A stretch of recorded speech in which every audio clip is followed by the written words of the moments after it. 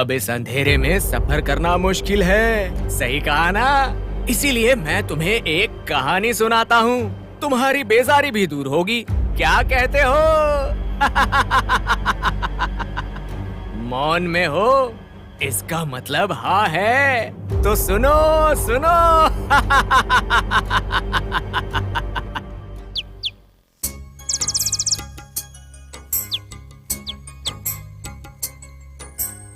चलो चलो, धूप बहुत तेज है। कैसे हो भाई, किस तरफ जा रहे हो? हाँ वही भाई, थोड़ा साहूकार के घर जा रहा था। ओ अच्छा। उस पर भरोसा करके जो बैल दिए थे ना, उससे मेरा हाँ। बहुत अच्छा हुआ है। अभी उनका दिल भी तो जीतना है। गांव में अच्छा आदमी बनने के लिए दूसरों का भरोसा होना बहुत जरूरी है। उनके बैल वापस करके आता हूँ। ठीक है ठीक। चलो आओ क्या? चलो चलता हूँ। चलो रे, चलो रे, आओ। अरे वहां कहाँ जा रहे? आओ।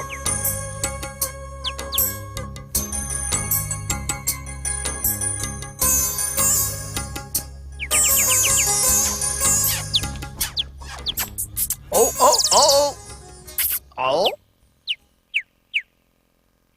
साहूकार जी, साहूकार जी, घर पर हो आप? मालकिन जी, कैसी हैं आप? ये क्या अपने साथ बैलों को लेके आया है? वो थोड़ा साहूकार जी को मिलने के लिए आया हूँ। ओह, अंदर है। इस समय तुम किससे बातें कर रही हो? कौन आया है? रामू आया है। ओ, रामू भाई है क्या? ओहो, क्या रामू भाई, आज सुबह सुबह ही आ गए हो? बैलों को भी साथ लेकर आए हो, आखिर बात क्या है? ये बैल आपके ही है। हमारे बैल तबेले में बांध कर रखे हैं, ये हमारे नहीं, इन्हें लेकर जाओ। 4 साल हो गए, आप ही नहीं तो दिए थे बैल। ओह, अभी याद आया। वो अभी क्यों चाहिए? मेरे पास बैल नहीं थे, खरीदने के लिए पैसे भी नहीं थे, तो अपने निर्मल मन से उन बैलों को दिया था। वो आने के बाद मुझे बहुत लाभ हुआ है और अब मैंने नए बैल खरीदे हैं। देखो रामू भाई, तुम एक ईमानदार आदमी हो, भरोसा था इसीलिए तो बैलों को तुम्हें सौंपा था। अब ये सब रहने दो और बैलों को लेकर चले जाओ। नहीं साहूकार जी, मेरे माँ बाप बोलते हैं कि किसी का कर्जा नहीं लेना चाहिए। ले लो ना इसे। बैलों को कहाँ बांधूं? मेरे पेट पर बांधो। क्या रामू भाई, लेकर जाओ कह रहा हूँ तो पूछ रहे हो कहाँ बांधू? तुम इन्हें अपने पास ही रखो। देखा, रामू का मन कितना अच्छा है। तुम चुप रहो। एक बात बताओ, मैंने तुमसे कहा ना कि इन्हें वापस लेकर जाओ। आप मुझे मना नहीं कर सकते, आप लीजिए ना। रामू इतना कह रहा है, क्या करे अभी? क्या कर सकते हैं? जाकर तबेले में बांध कर आओ और खाना खा लो। चलो खाना दो मुझे। सुनो भाई, कभी कभी आते रहना, हमें भूल मत जाना। आप मुझे शर्मिंदा कर रहे हैं साहूकार जी। इस बार त्योहार के समय तुम्हारी बीवी और बच्चों को भी ले आना। तुम्हारी बीवी हमारे घर आई ही नहीं। जी मालकिन, अगली बार लाऊंगा। अच्छा सुनो, एक गुनी चावल लेकर जाओ। वो सबकी क्या जरूरत? मेरे पास ऐसा है। नहीं बोलते, घर आने अरे वालों है को हमारे ऐसे पास। खाली हाथ नहीं बेचते। तुम लो यार, अरे, प्यार और भरोसा होना चाहिए। साहूकार ये लो। ठीक है तो मैं चलता हूँ साहूकार जी, चलता हूँ मालकिन। हाँ। हाँ, रामू बहुत ईमानदार आदमी है। ऐसे लोगों की वजह से ही बारिश और फसल होती है।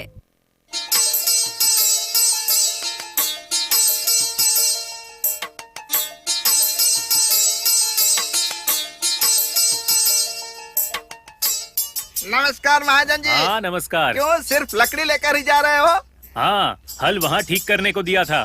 ओ ये बात है। हाँ, तुम्हें खेती नहीं आती क्या? मैं भी खेत पर गया था ये देखने हाँ। के लिए कि हल चलेगा कि नहीं। अच्छा हल चलेगा। आप खेत पर चलिए, मैं भी पीछे से आता हूँ। आते हुए मेरे बैल लेकर आना। हाँ ठीक जल्दी है, आना, ठीक है? चलिए मैं आता हूँ।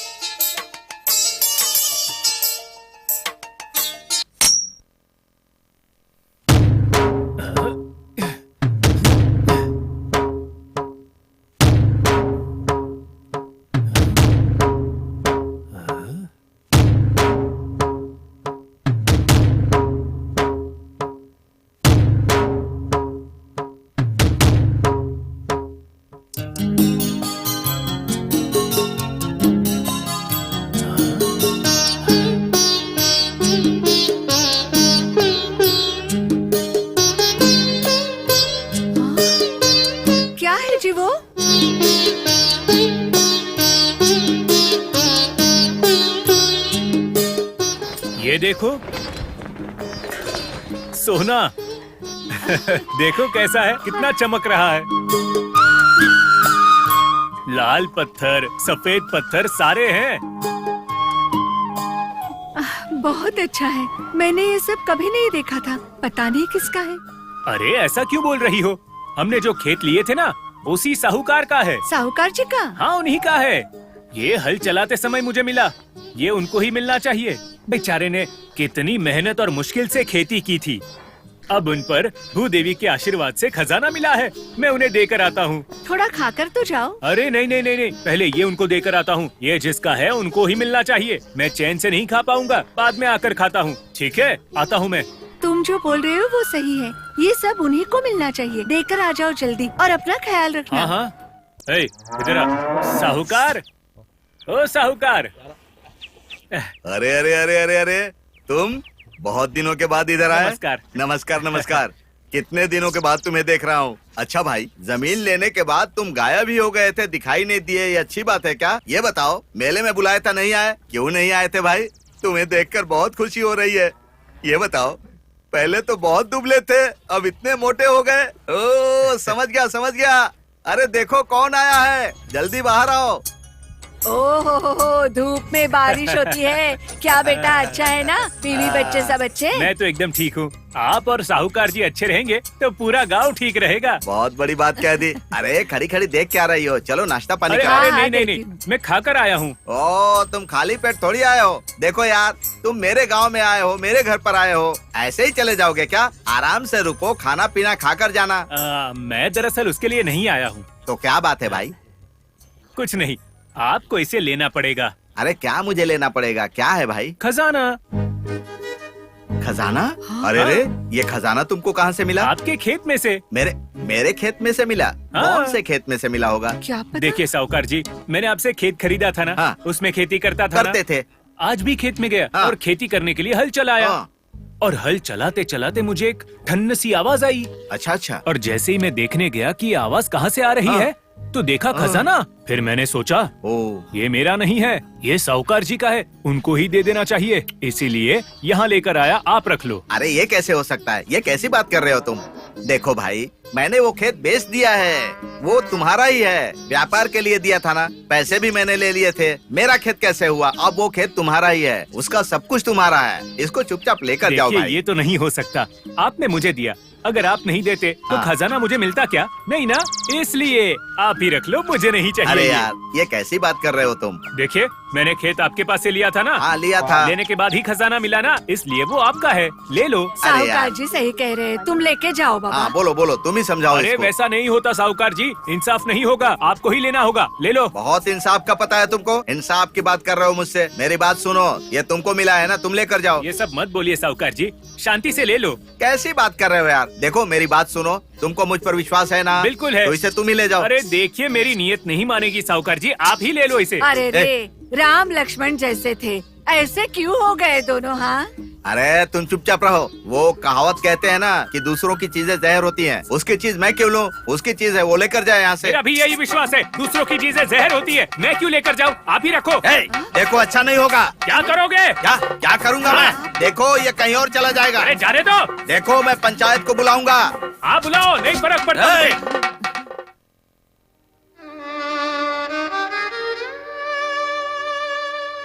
हाँ, वो भगवान को भी पता है, इतने साल यहाँ खेती करके मेहनत किसने की? खजाना उनको ही मिलना चाहिए। ठीक है। चलो ऐसे ही बैठे रहोगे तो भूदेवी गुस्सा हो जाएगी। चलो। साहूकार जी, आप कुछ मत सोचिए, मैं उन्हें समझा दूंगा। अरे वो मेरे बड़े भाई जैसे हैं, मेरी बात को मना थोड़ी ना करेंगे। अरे ये देखो आ गए। अच्छा ये सुनिए, मेरी बात सुनिए, पंचायत के पास जाएंगे तो क्या इज्जत रहेगी बताइए? हमें इज्जत से ज्यादा मान जरूरी है। खजाना उनको ही लेना पड़ेगा, बोल वहाँ ये पर। भी वो कैसे होगा? वो मेरा नहीं है, मैंने जमीन बेच दी है। जमीन उसकी तो वो भी उसका। देखो ये भी सही मैं कुछ नहीं बोलने वाला, बोल दिया ना, बोल दिया उनको, लेना ही होगा। अरे मेरे खानदान में किसी ने किसी की चीज नहीं ली है। जिसकी चीज है वही लेकर जाएगा। मुझे भी दूसरों का सामान नहीं चाहिए, वही रखे। ये कैसे हो सकता है? तुम्हारी चीज है, तुम ले जाओ। मैं नहीं लेने वाला, बोल उसको। दोनों ए! देखो, आप भी नहीं नहीं। लेंगे और आप भी नहीं लेंगे। नहीं। आप नहीं लेंगे, नहीं लूंगा। आप भी नहीं छुएंगे। नहीं छूऊंगा। ठीक है, जाने दो, मैं ही ले लेता हूँ। हाँ? हम्म, क्या बोला? हाँ, तू लेगा? हाँ। साहूकार जी, ओ, दे हाँ? दो, दे हाँ, दो ठीक इसे, है भाई, हाँ? ले जाओ ले जाओ ले जाओ। अरे तो ले जाओ। लेगा।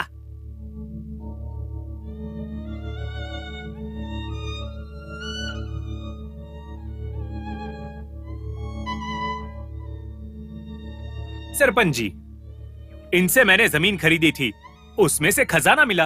अब मैंने कहा रख लो तो मना कर रहे हैं। अब आपको ही इसका निर्णय करना होगा। पहले ये बताओ कि क्या तुमने सच में इसे अपनी जमीन बेची है? बेची है सरपंच जी। अब जमीन बेची तो पैसे आए होंगे ना? हाँ आए हैं सरपंच जी। अच्छा, तुमने अपनी जमीन में एक कुआं खुदवाया है ना? जी सरपंच जी। कुएं में पानी है? हाँ है ना। पानी कौन इस्तेमाल कर रहा है? मैं ही इस्तेमाल कर रहा हूँ। तुम्हारी जमीन पर नारियल या इमली का पेड़ है क्या? है ना। उसमें फल आए हैं? हाँ। तो वो फल कौन उगा रहा है? मैं ही।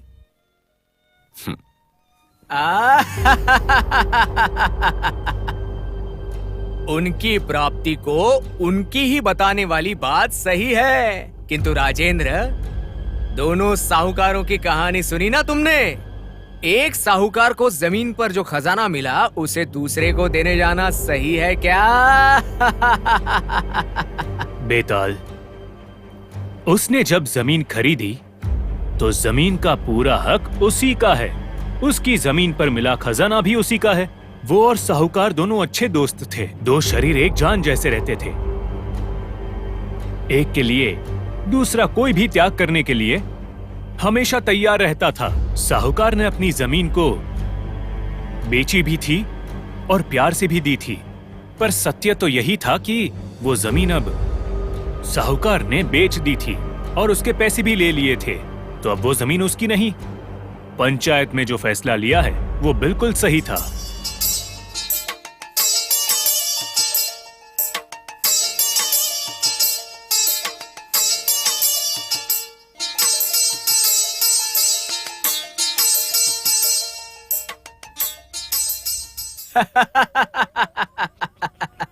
बहुत अच्छे राजा, बहुत अच्छे, लेकिन तुमने शर्त तोड़ दी।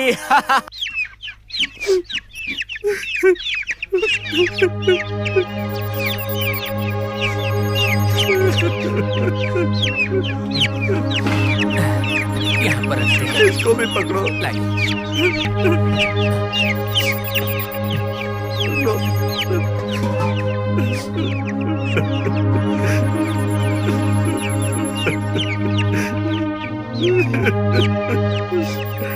भैया, अब मैं जा रहा हूँ भैया।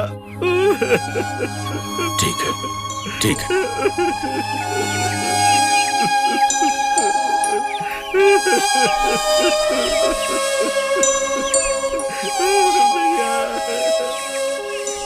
भैया, अब मैं जा रहा हूँ भैया। खुश रहो, संभाल के जाना।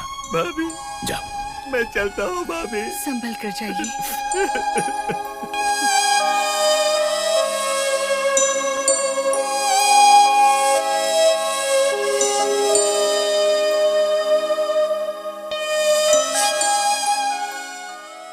अच्छा मालिक, हाँ? आप गलत नहीं समझेंगे तो एक सवाल पूछूं क्या? पूछो हनुमंत। मालिक बताइए, क्या आपने कभी किसी नाटक में अभिनय किया था? क्यों? नहीं, कुछ खास नहीं। आप अपने भैया के सामने बहुत अच्छे से रोए, इसलिए पूछा।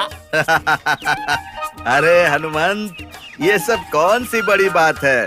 इस रत्नाकर को क्या समझते हो तुम? हाँ, मैं एक तरह से नौरस का नायक हूँ। जैसा समय होता है वैसा रंग बदलता हूँ। गिरगिट की तरह है ना? ए, ये क्या, तू मुझे गिरगिट बोल रहा है? बाप रे, गलती हो गई मालिक, माफ कीजिए। मैं तो बस उदाहरण दे रहा था, ये बेकार शब्द बीच में आ गया। हाँ, तू मेरा चेला है इसीलिए मैं तुझे माफ कर रहा हूँ, नहीं तो। मालिक, आपके भैया ने आपसे कुछ पूछा ही नहीं, आपने क्या क्या लिया वो भी देखा नहीं। हाँ। मेरे भैया को मेरे ऊपर बहुत विश्वास है, समझा? ओह, इसीलिए आपने उनके साथ बेईमानी की है ना? हाँ। क्या कहा? नहीं, कुछ नहीं। चलो। आजकल तेरा नाटक बहुत बढ़ गया है क्या?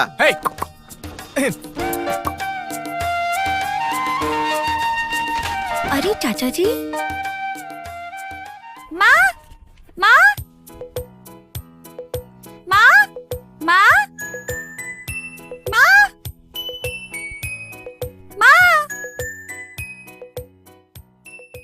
क्या हुआ बेटा, क्यों ऐसे चिल्ला रहा है?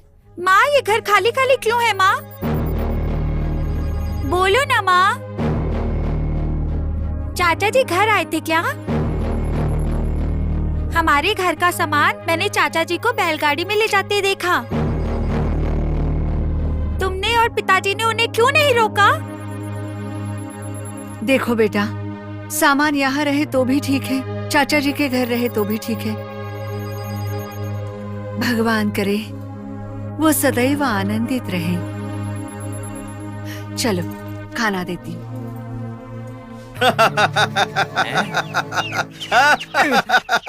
क्या हो गया है मालिक? हनुमान, हाँ? अभी तक तो ये सारी जमीन मेरे भैया के थे, हाँ। लेकिन आज से ये सब कुछ मेरा हो गया। ये सारी जमीन भी मेरी हो क्या गई कह है। मालिक, हाँ, एक तरह से आप जीत तो गए हैं, हाँ। लेकिन एक तरह से आप बहक भी गए हैं। हाँ? क्या कहा? मैं बहक गया हूँ क्या? इस मामले में रे? जमीन के मामले में मालिक। क्या जमीन के मामले में? हाँ।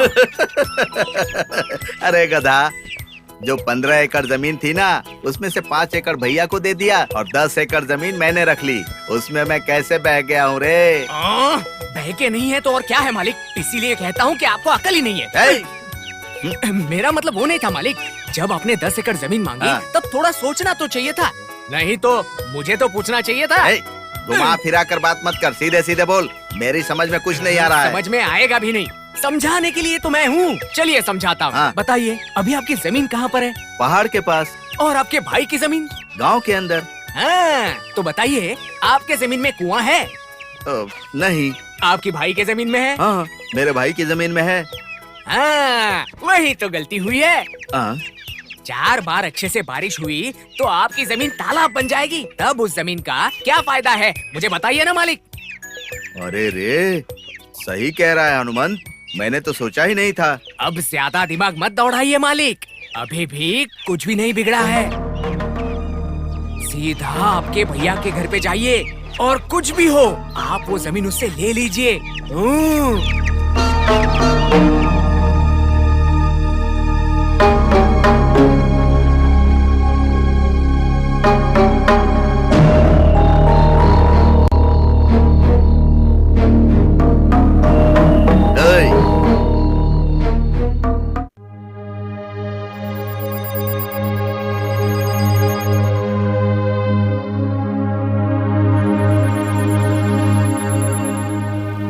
अजी सुनिए, क्यों उदास लग रहे हो? कुछ नहीं, मैं ठीक हूँ। मुझे पता है आप अपने छोटे भाई की चिंता कर रहे हैं। हाँ सावित्री, उसी की चिंता हो रही है मुझे। माँ और पिताजी के जाने के बाद मैं ही उसका सब कुछ था, और अब ये घर इतना सूना सूना लग रहा है, और वो अभी दूसरी जगह रहने चला गया। वहां ठीक से समय पर खा भी पाएगा या नहीं पता नहीं, इसी बात की चिंता हो रही है। देखिए, आज नहीं तो कल सब ठीक हो जाएगा। आप क्यों उसकी इतनी चिंता कर रहे हो? आप ऐसे ही चिंता करते रहोगे तो आपकी तबीयत खराब हो जाएगी। देखिए, अगर आपको कुछ हुआ ना तो मैं भी जिंदा नहीं रहूंगी।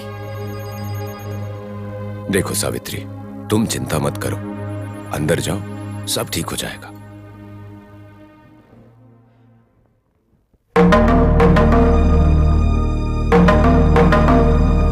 चलिए मालिक, बात कीजिए उनसे।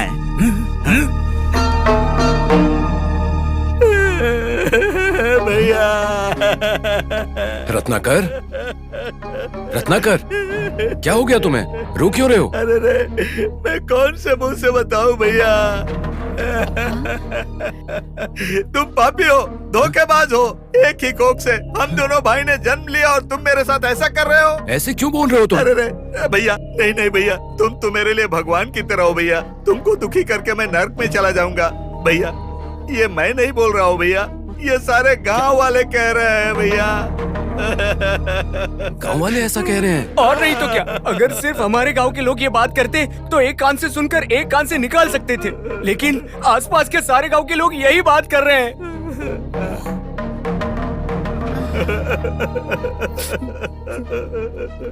रत्नाकर, अच्छा ये बताओ कि ये गांव वाले क्या बोल रहे हैं? नहीं भैया, पहाड़ी के पास वाली 10 एकड़ बेकार जमीन मुझे देकर तुमने पानी वाली 5 एकड़ जमीन रख ली भैया। मुझसे धोखा किया, बेईमानी की तुमने। नहीं भैया, तुम तो मेरे लिए भगवान जैसे हो, तुम मुझे धोखा नहीं दे सकते भैया। कभी नहीं। वो तो मैं भी समझता हूँ और ये भी समझता है, लेकिन ये गांव वाले नहीं समझते भैया।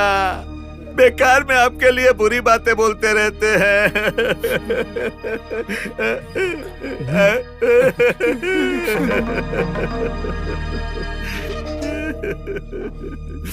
रत्नाकर, तू अधिक मत सोच और मेरी बात सुन। देख, वो जो मेरी 5 एकड़ पानी वाली जमीन है ना, वो मैं तुझे दे दूंगा, पहाड़ी वाली मुझे दे ठीक है भैया। नहीं नहीं, ऐसा कैसे हो सकता है भैया? नहीं नहीं, पहाड़ी वाली जमीन मुझे मिली है ना, मैं ही उसमें मेहनत करके किसी तरह फसल उगा लूंगा भैया। लेकिन वो 5 एकड़ जो जमीन है ना भैया, वो मैं नहीं बोल रहा हूँ भैया, वो गांव वालों का मुंह बंद करने के लिए। उसमें से 2.5 एकड़ जमीन मुझे दे दीजिए भैया, मैं कुछ उगा लूंगा। ठीक है, ऐसा ही होगा।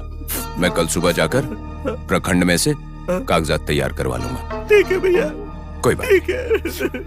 ठीक है, ठीक है। चलता हूँ भैया, अपना ध्यान रखना। चलिए मालिक।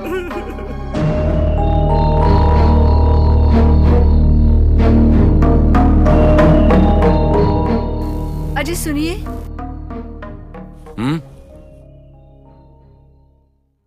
क्या हुआ सावित्री?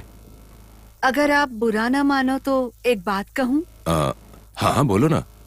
वो हमारे रत्नाकर की शादी करवा दे। रत्नाकर की शादी? नहीं सावित्री, शादी की बात करते ही वो एकदम से भड़क जाता है, चिल्लाने लगता है कि मुझे शादी नहीं करनी। अब ऐसी हालत में वो शादी के लिए कैसे मानेगा? वो नहीं मानेगा कह के हम शांत रह सकते हैं क्या? कुछ भी करके हमें उसे मनाना होगा। बात तो तुम्हारी सही है सावित्री, लेकिन अचानक से उसके लिए लड़की कहाँ से ढूंढेंगे? ढूंढने की जरूरत नहीं है। वो लक्ष्मीपति की बेटी कनिका है ना, अच्छी रहेगी हमारे रत्नाकर और कनिका की जोड़ी। लक्ष्मीपति जी की कनिका एक ही बेटी है, सारी संपत्ति कनिका को ही मिलेगी। अगर उसको मिली तो रत्नाकर को ही मिलने जैसा है ना। उसके बाद वो यहाँ आकर बार बार ये दो वो दो बोलना छोड़ देगा। इसीलिए जितने जल्दी हो सके उसकी शादी करवा देते हैं। ठीक है सावित्री, तुम्हारी बात मानूंगा। मैं रत्नाकर से बात करके देखता हूँ, चाहे जो भी करना पड़े, इस बार उसकी शादी करवा के रहूंगा।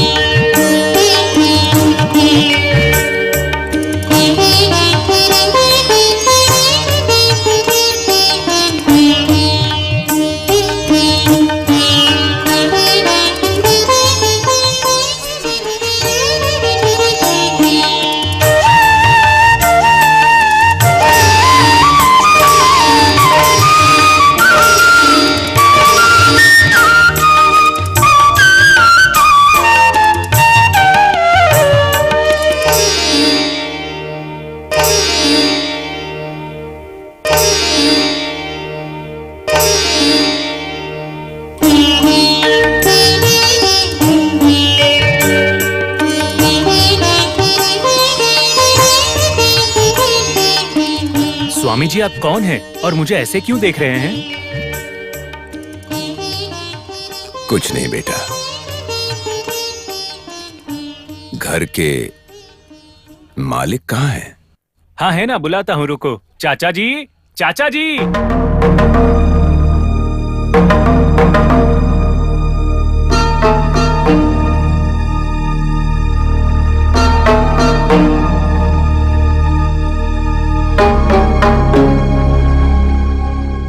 कौन है स्वामी जी? मैं प्रभु का एक सेवक हूं, दूर हिमालय से आया हूं। देखो भाई, आज रात रुकने के लिए जगह मिल सकती है। हाँ? एक समय हमारे घर पर अगर कोई आता था तो मेरे भैया ही उसे आश्रय देते थे। अगर अभी मैं आपको आश्रय दिया तो बेचारे मेरे भैया की आत्मा को शांति मिलेगी। रुक जाइए। सुनो दिनकर, सन्यासी जी को अंदर ले जाकर रहने का इंतजाम कर दो, जाओ। ठीक है चाचा जी, हाँ। चलिए स्वामी जी।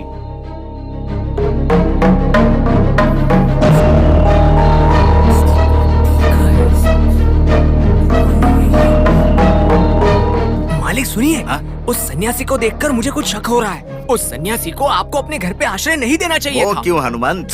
उस सन्यासी से आपको जरूर कुछ न कुछ आपत्ति होगी, ऐसा मन मुझे बार बार कह रहा है। अरे उससे मुझे क्या आपत्ति होगी रे बेवकूफ। तो जाने दो, मुझे क्या।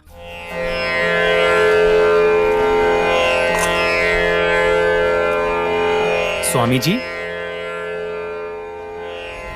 ये लीजिए। बच्चे, तुम्हें देखते रहने से एक क्या हुआ, बोलिए। बेटा, तेरे चाचा जी कैसे इंसान हैं? मेरे चाचा जी बहुत अच्छे इंसान हैं। मुझे वो बहुत पसंद करते हैं। लेकिन उनको देखकर ऐसा लगता तो नहीं है। देखिए, मेरे चाचा जी के बारे में कुछ भी बोला तो छोड़ूंगा नहीं मैं। आप हो इसीलिए छोड़ रहा हूँ, नहीं तो बस। ठीक है बेटा, तुम्हें देखने के बाद एक वर देने की इच्छा हो रही है तुम्हें। बोलो, तुम्हें कैसा वर चाहिए, लेकिन वो शुद्ध होना चाहिए। मेरे चाचा जी बुरे हैं ऐसा बोला था ना आपने, और मैं तुम बहुत अच्छे इंसान हो। ऐसा है तो मेरा सब चाचा जी को जाए और चाचा जी का सब मुझे मिले। तथास्तु।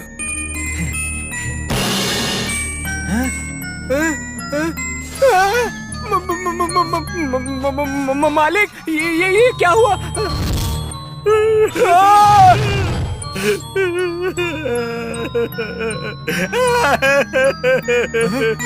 बाप रे, भागो! देखा मालिक, देखा, मैंने आपसे कहा था आपसे, चाहे कुछ भी हो जाए उस सन्यासी को घर पे आश्रय मत दीजिए, लेकिन आपने मेरी बात नहीं सुनी। अब देखिए आपकी कैसी हालत हो गई है। देखा राजन, सन्यासी का वर अच्छा लगा ना तुम्हें? खुद के चाचा का धोखा जाने बिना दिनकर ने जो वर मांगा, क्या उसमें स्वार्थ था या फिर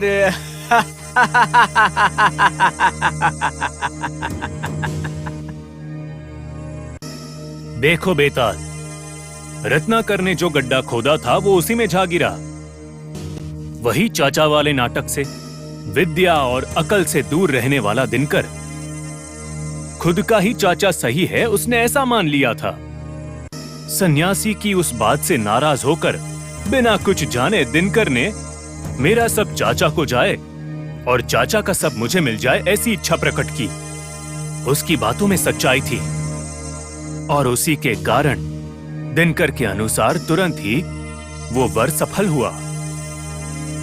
और इस तरफ रत्नाकर को ये पता चल गया था कि उसने कितना बड़ा पाप किया। उसके प्रायश्चित करने के लिए वो सन्यासी के पास आकर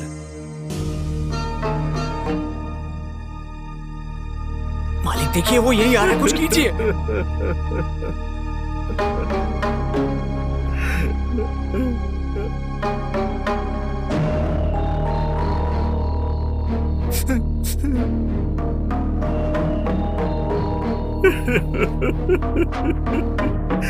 मुझे क्षमा कर दीजिए सन्यासी जी, मुझे क्षमा कर दीजिए। मेरे जीवन में मैंने बहुत बड़ी गलती की है, मैं समझ गया हूँ। मेरी आंखें खोल दी है आपने, मेरी आंखें खोल दी है आपने।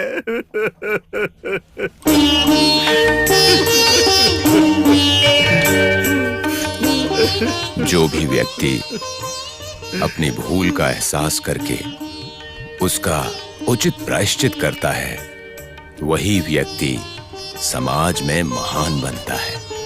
तुम्हारा कल्याण हो। सन्यासी के वैराग्य में ममता और खून का संबंध नहीं होता, इसलिए सन्यासी अपना संबंध नहीं बताता है। सब मिलाकर रत्नाकर को अपनी गलती का प्रायश्चित करवाना और कम अकल वाले बालक को अच्छा कर देना, यही उद्देश्य था। किसी गांव में एक राजा के दरबार में तपोदत्त नाम का एक बहुत बड़ा विद्वान था। राजपुरोहित होने के कारण उसे राजा से संभावना के साथ बहुत सारे इनाम भी मिला करते थे। समझे? इस कहानी में आगे क्या हुआ पता है?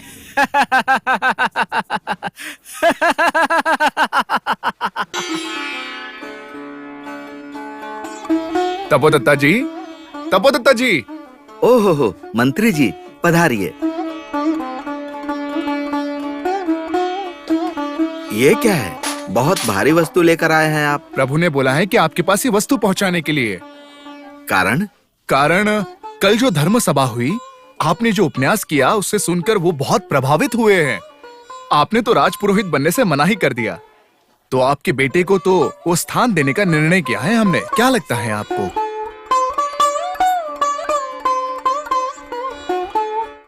महाप्रभु बहुत ही उदार हैं, परंतु मेरे बेटे की शिक्षा भी पूरी नहीं हुई है। मैं स्वयं ही उनके पास आकर विस्तार से बात करता हूँ। ठीक है, क्या अब मैं चलूं? थोड़ा फलाहार करके जाइए। कोई जरूरत नहीं, मैं अब चलता हूँ।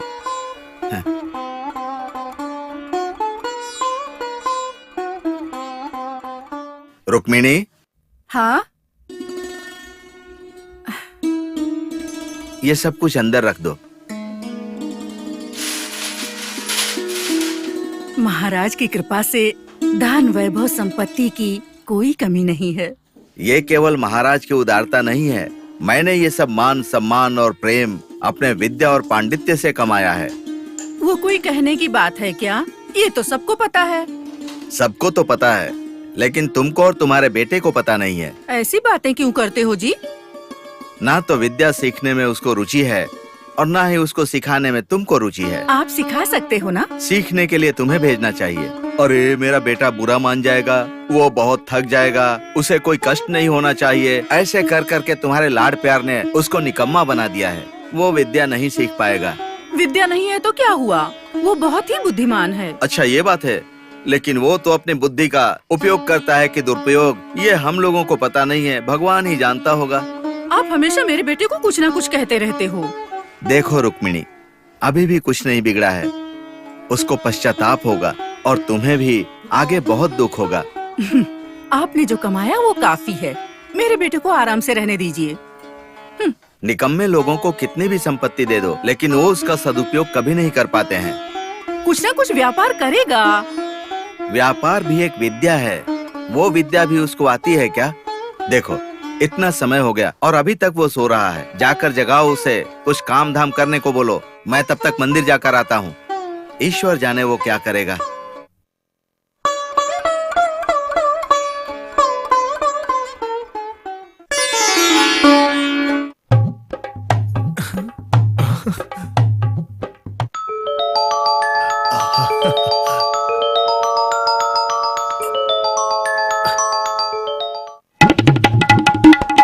अरे वाह, राजा जी ने जो तोहफा भेजा वो यही है।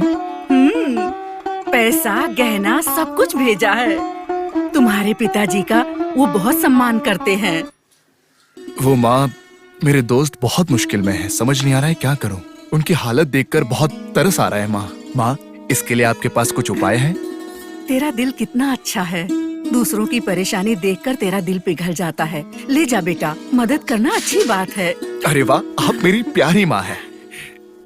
बेटा, अपने पिताजी की तरह तुझे भी कुछ शिक्षा ग्रहण कर लेनी चाहिए। क्या माँ, मुझे व्यापार के लिए जितनी चाहिए उतनी विद्या काफी है ना माँ? उतनी विद्या से क्या होता है?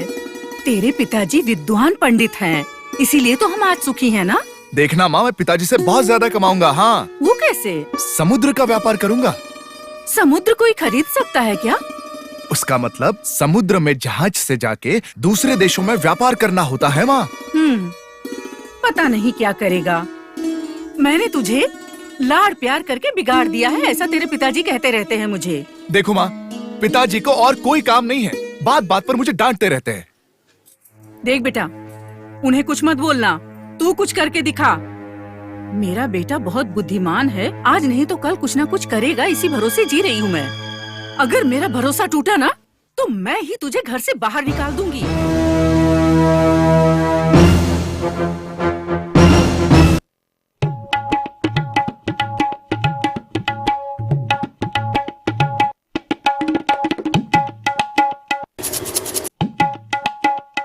योगा, आओ योगा, आओ यहाँ बैठो। ओह, लगता है आज योगा बहुत कुछ लेकर आया है। उसको क्या कमी है? उसके बाप को राजमहल में जितना चाहे उतना पैसा मिलता है।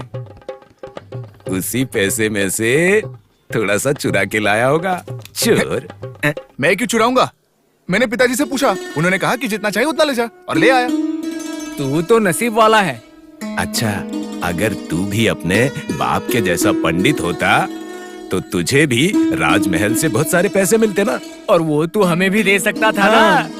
कितने लालची हो तुम दोनों। मैं जो लाया हूँ उसी में खाते हैं ना, फिर भी मेरे बारे में इतना बोलते हो तुम लोग। देख दोस्त, तेरे पास है इसीलिए तू दे रहा है, अगर हमारे पास होता तो हम भी दे देते ना। अरे जाने देना।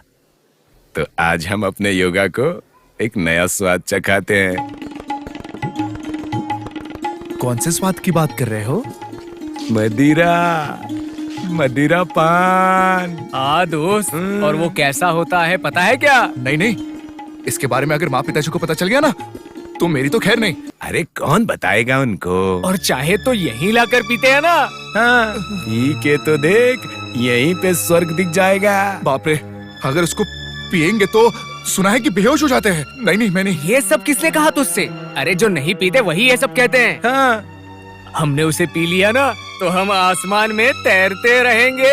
बहुत मजा आएगा। नहीं चाहिए बोला ना, मुझे डर लगता है। इतना क्यों डर रहा है रे? इतनी उम्र होने के बाद भी बाप से इतना डर रहा है? ए, मेरा बाप तो मुझे देख के डरता है। मर्द होने के बाद सब कुछ अनुभव कर लेना चाहिए, वरना ऐसे इंसान को लोग डरपोक कहते हैं। मैं कोई डरपोक नहीं हूँ। ए सुन, मैंने थैली दी थी ना तुझे, ठीक है, जा लेकर आ, वो भी पीकर देख लेंगे।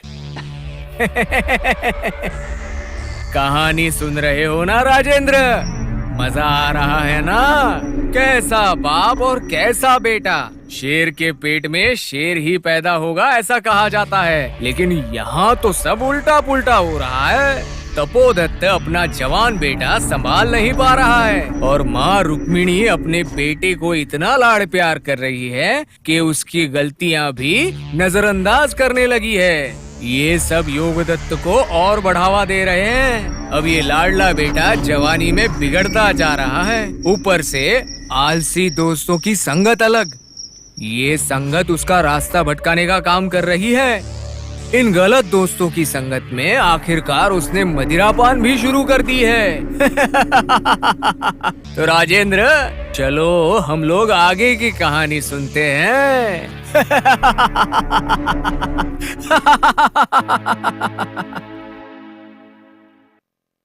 रुक्मिणी, आई। रुक्मिणी,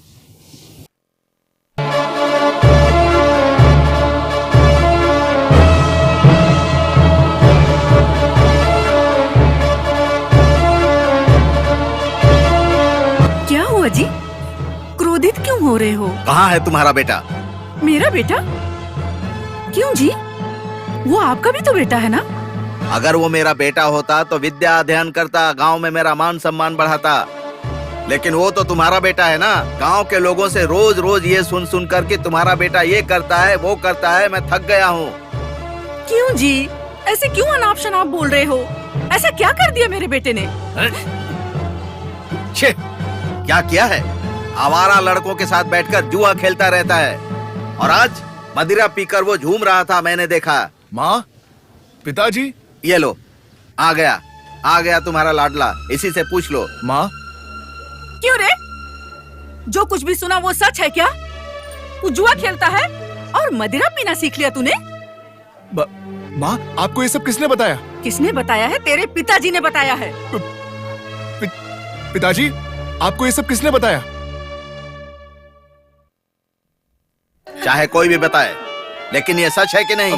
नहीं, बिल्कुल नहीं, ये सब कुछ झूठ है पिताजी। झूठ मत बोलो। सुनिए जी, बेवजह मत चिल्लाइए। हो सकता है आपसे किसी ने झूठ बोल दिया हो। हाँ, वो सब लोग मेरा बुरा चाहते हैं। वो लोग तुम्हारा बुरा चाहने वाले हैं। यानी तुम कहते हो कि तुम पूरी तरह से निर्दोष हो। देखो, मुझसे कोई घृणा करता है क्या? अगर हम अच्छे से रहेंगे ना, तो कोई भी हमारे बारे में बुरा नहीं बोलेगा। सुनिए ना, अभी घर आया है बच्चा, उसे कुछ खाने पीने दीजिए, बाद में बात कर लेना। रुक्मिणी, रुक्मिणी, विद्या विहीन व्यक्ति को अच्छे बुरे का पता नहीं चलता है। सभ्यता संस्कृति क्या होती है, यह इसको पता ही नहीं है। सुन लो, आज तुम्हें इसके बारे में निर्णय लेना ही होगा। कैसा निर्णय? एक विद्वान व्यक्ति का बेटा इस प्रकार विद्या विहीन होकर असंस्कारी और असभ्य की तरह गांव में घूमता रहे, ये बात मुझे पसंद नहीं है। तो फिर आप क्या करना चाहते हैं? कल से ही इसे विद्या अध्ययन आरंभ करना होगा। अच्छा, अब मैं इस उम्र में विद्या अध्ययन करूंगा। विद्या अध्ययन के लिए उम्र आवश्यक नहीं होता है, श्रद्धा निष्ठा यह आवश्यक होता है। मुझे ये सब पसंद नहीं और ना ही मैं ये सब करूंगा पिताजी। तुम जो कर रहे हो वो तो मैं देख ही रहा हूँ। तुम्हारा ये आचरण और बर्ताव मैं तो सहन कर ही रहा हूँ। अगर ये बात कभी महाराज को पता चल गई ना, तो अपमान सहने से अच्छा होगा मैं आत्महत्या कर लूंगा। क्यों जी, ऐसी अशुभ बातें क्यों बोल रहे हो? ऐसी बातें मत कीजिए ना। देखो माँ, मैं विद्या अध्ययन नहीं करूंगा मतलब नहीं करूंगा। जाने दीजिए ना, बड़ा बच्चा है, जो करना चाहता है करने दीजिए।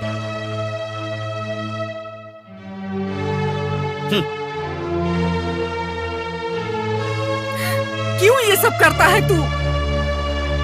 छी!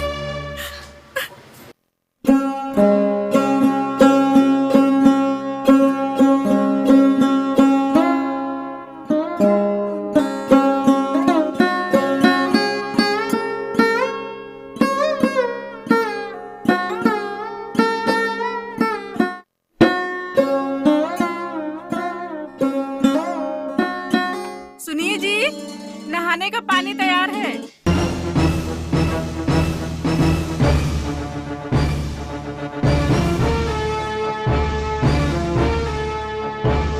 बेटा,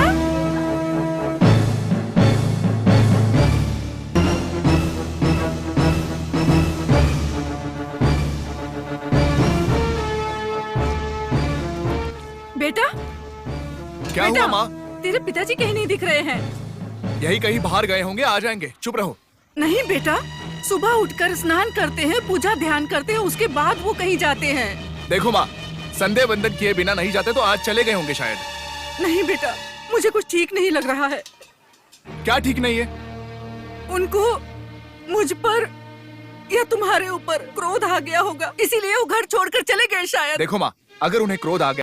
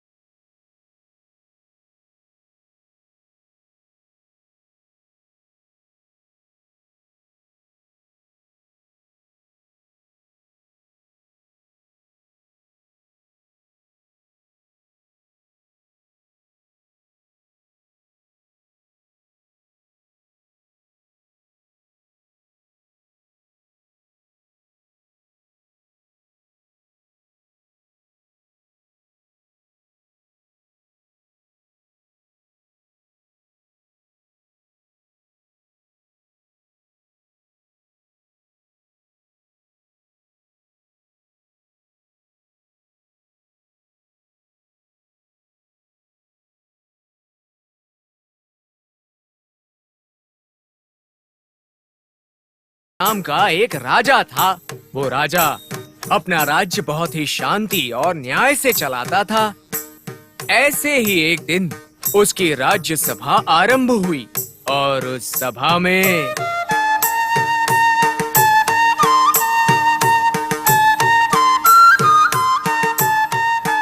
अमात्य जी, हमारे राज्य में सब ठीक चल रहा है ना? सब लोग कुशल तो हैं? हमारी प्रजा में से किसी को कोई समस्या तो नहीं ना? महाराज को मेरा प्रणाम। महाराज, आपसे मिलने के लिए कोई जंगली आदमी सुबह से प्रतीक्षा कर रहा है। उसको अंदर बुलाने की अनुमति दीजिए। एक जंगली आदमी सुबह से मेरी प्रतीक्षा कर रहा है तो निश्चित ही कोई गंभीर विषय होगा। उसे राजसभा में लेकर आओ। अभी भेजता हूँ प्रभु। अमात्य जी, एक जंगली आदमी का हमारे लिए इतना प्रतीक्षा करना, इसका मतलब क्या हो सकता है? क्या हमारे राज्य में जंगली डाकुओं ने फिर से आतंक शुरू किया? महाप्रभु, आपके राज्य में चोर डाकुओं के लिए स्थान ही नहीं।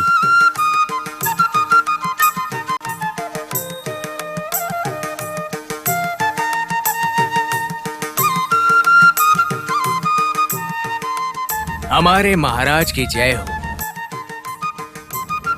तो बताओ, ऐसी क्या आवश्यकता आन पड़ी कि मुझसे मिलने आए?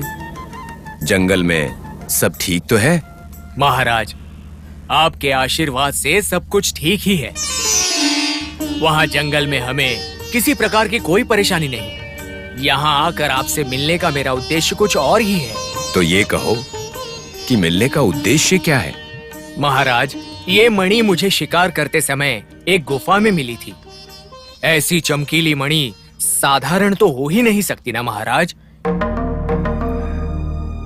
ये शायद राजा के राज भंडार की होगी, यही सोचकर आपको देने आया हूँ। इसे स्वीकार करिए महाराज।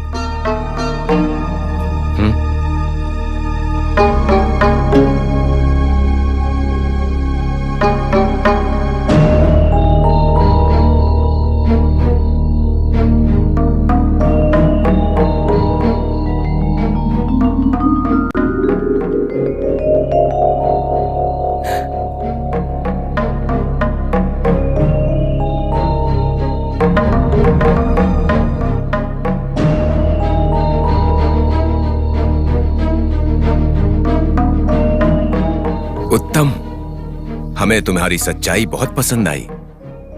इसका हर तरह से सत्कार किया जाए और पुरस्कार में सोना दिया जाए। आपका धन्यवाद महाराज।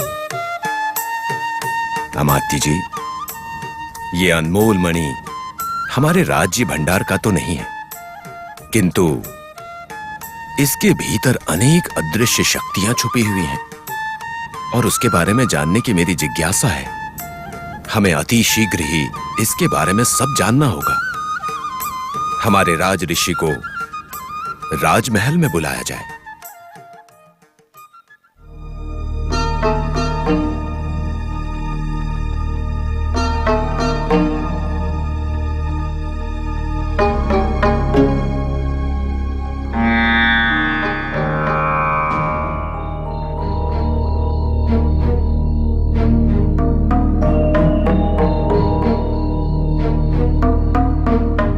ऋषिवर, इस मणि को देखकर लगता है कि इसमें अपार शक्तियां छुपी हुई हैं। इस मणि को लेकर आपकी क्या राय है?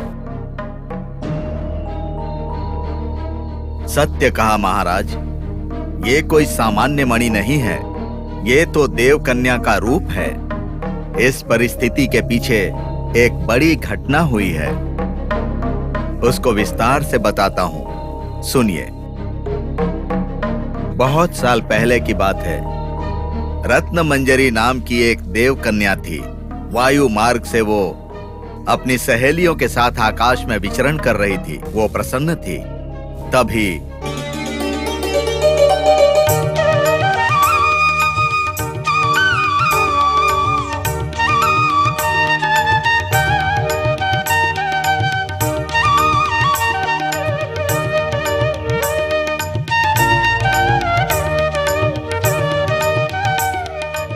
भूलोक से दिखाई दे रहा वन कितना सुंदर लग रहा है। क्या थोड़ा समय बिताकर आए? वो तो भूलोक का हिस्सा है, हम वहाँ नहीं जा सकते। किसी ने हमें देख लिया तो अनर्थ हो जाएगा। हाँ रत्न मंजरी। अभी दोपहर का समय है। इस समय वन में कोई भी नहीं रहता। उन फूलों को देखकर बस एक बार उन्हें स्पर्श करने का मन कर रहा है। तुम देवेंद्र के स्थान वाली, आखिर तुम्हें कौन मना कर सकता है? हम तुम्हें मना करने का दुस्साहस नहीं कर सकते। ठीक है, जल्दी वापस आ जाएंगे। हाँ।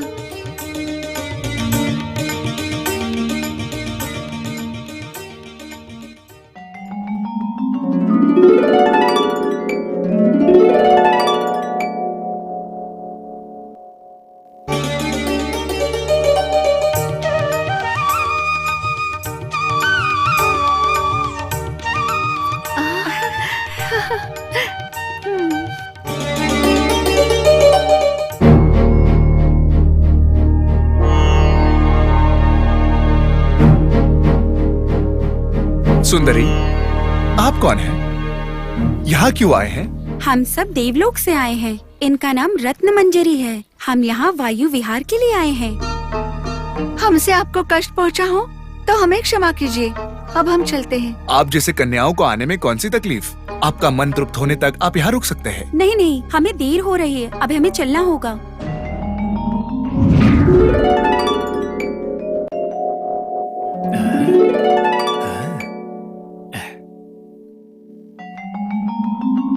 ठीक है, अगर आप जाना ही चाहते हैं तो मैं रोकूंगा नहीं, लेकिन ये रत्न मंजरी नहीं जा सकती। इसी समय की तो मैं कई दिनों से प्रतीक्षा कर रहा था। रत्न मंजरी, मेरे आपसे प्रेम है। पाप है, पाप है। देव कन्या से प्रेम करना महापाप है। आप देवलोक से हैं और मैं दिव्य पद पे हूँ, तो साथ होने में कैसा पाप? कई दिनों से मैं आपके प्रेम में मग्न हूँ। मैं आपको पाके ही रहूंगा।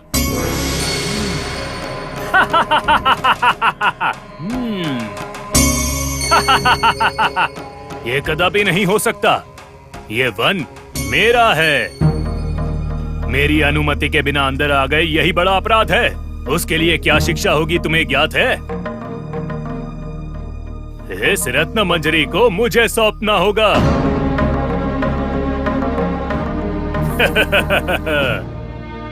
यह असंभव है। तू एक साधारण मनुष्य है और ये देव कन्या है। तेरा इसको पाना असंभव है। यह संभव है? ऐसा बोलने वाला तू है कौन? उसका आर्य है।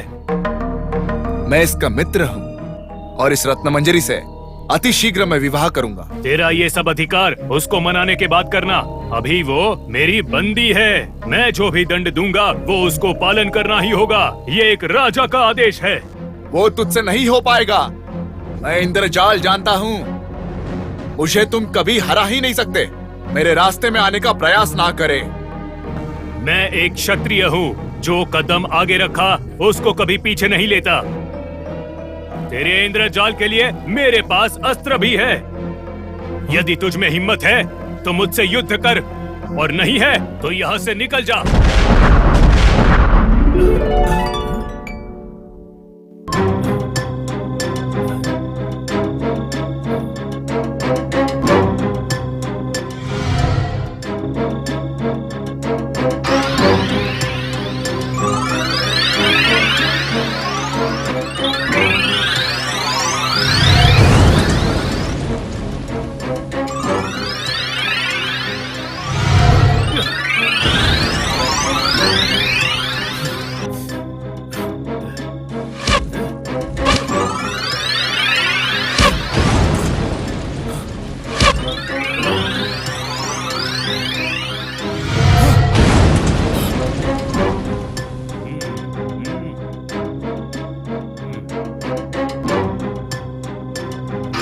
तंत्राय युध नमः।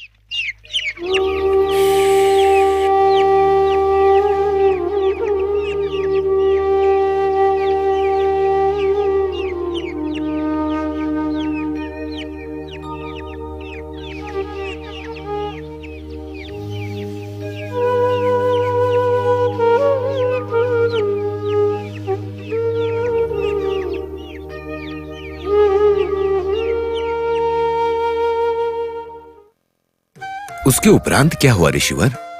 इतने समय तक किसी को पता नहीं था कि उस मणि का क्या हुआ, और अब उसका आधा भाग ही प्राप्त हुआ है। तो फिर उसके दूसरे आधे भाग का क्या हुआ ऋषिवर? दूसरा आधा भाग एक राक्षस के हाथों लग गया और अभी वो मणि उसकी गुफा में है। वो गुफा कहाँ पर है? वहां जाने का मार्ग क्या है? मणि का दूसरा हिस्सा लाकर जोड़ेंगे तो क्या वो राजकुमारी रत्नमंजरी पुनः जीवित हो जाएगी ऋषिवर? आपको इतनी क्यों रुचि है राजा? ये कहानी मुझे अधूरी लग रही है और इसके आगे क्या हुआ मैं उसे जानने की इच्छा रखता हूँ। मणि का दूसरा आधा हिस्सा मैं नहीं ला सकता क्या? प्रयत्न करोगे तो अवश्य पालोगे, परंतु वो आपका दुस्साहस होगा। ऋषिवर, इसमें दुस्साहस की क्या बात है? मैं किसी कार्य को असंभव नहीं मानता। वो मणि चाहे स्वर्ग लोक में हो, मत्स्य लोक में हो, पाताल लोक में हो या कहीं और भी, मैं उसे ढूंढ कर अवश्य लाऊंगा। नहीं राजन, ऐसा दुस्साहस करना ठीक नहीं होगा। ऋषिवर, आप चिंता मत कीजिए। क्या आपको मेरे शौर्य पर विश्वास नहीं रहा? महाराज कीर्तिसेन, आपके शौर्य पर मुझे किंचित मात्र भी संदेह नहीं है। इस कार्य में यदि आप विजयी हो गए तो भी आपको उससे कोई लाभ नहीं होगा। कोई लाभ ना भी हो तो केवल अपने मन की संतुष्टि के लिए ये कार्य मैं अवश्य करूंगा। इस कार्य में मुझे सफलता मिले, इसका आशीर्वाद दीजिए और मणि के दूसरे हिस्से तक पहुंचने का रास्ता बताइए। महाराज, वहां का रास्ता बहुत कठिन है, आपको बहुत अड़चने आएंगी। ऋषिवर, रास्ते में जो भी अड़चन आएगी मैं उन सब को भेद कर आगे बढ़ने की योग्यता रखता हूँ। केवल आपकी योग्यता काफी नहीं है, वो एक मायावी लोक है। वो तो भिन्न भिन्न रूप में आकर माया का खेल खेल के आपको भ्रमित कर देगा। ऋषिवर, आपने तो मुझे इंद्रजाल भी सिखाया है। अपनी इस विद्या का पूरा पूरा लाभ इस बार उठाऊंगा।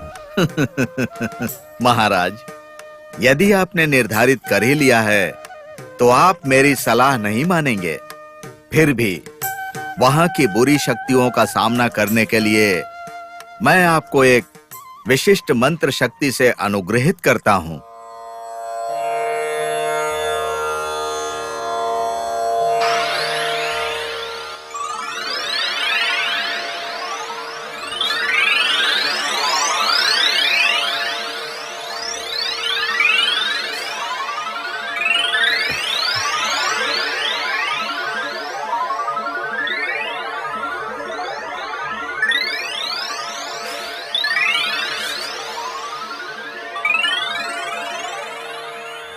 महाराज, आपकी यह साहसिक यात्रा सफल हो ऐसी मेरी कामना है। ऋषिवर, आपकी सम्मति के अनुसार ही जब तक मेरी ये यात्रा समाप्त नहीं होती, हमारे अमात्य हमारा सारा राज्य भार संभालेंगे। ठीक है राजन।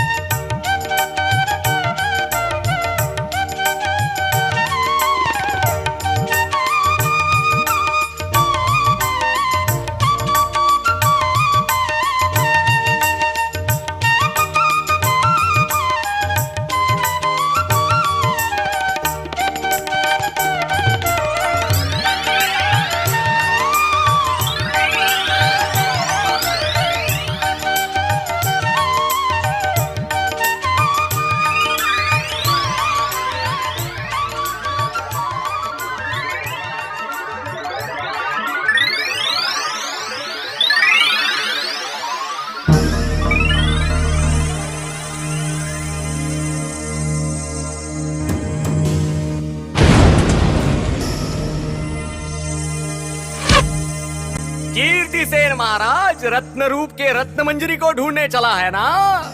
हाँ, लेकिन तुम्हें कैसे पता?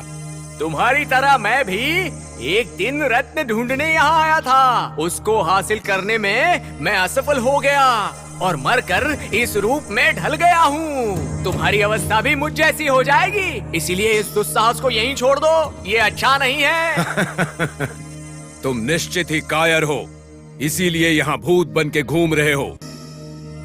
लेकिन मैं पीछे नहीं हटूंगा। मैंने जो ठान लिया है उसे करके ही रहूंगा। तुम्हारे नसीब में भी वही लिखा है, तो कोई और कर भी क्या सकता है। ठीक है, वैसा ही हो। अभी तुम्हारे साथ कोई भी नहीं है, इसीलिए मैं तुम्हें एक राज की बात बताता हूँ। वो पहेली के रूप में है। सही समय पर अगर तुम उसको याद करोगे तो तुम्हारा काम सफल हो जाएगा। क्या है वो पहेली? बोलो। रत्न रत्न मिलकर कुरूप है, कुरूप से सुंदरी है, इसे झेलना नामुमकिन, ये राह है कठिन। ये क्या हो सकता है? रत्न रत्न मिलकर कुरूप, कुरूप से सुंदरी, इसको झेलना होगा कठिन राह। बड़ा ही विचित्र है ये तो।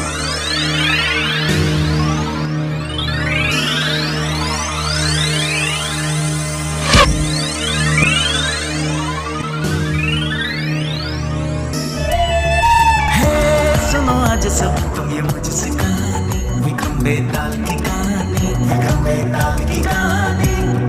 बरसों से आए सुनते ये अनोखी कहानी, विक्रम बेताल की कहानी।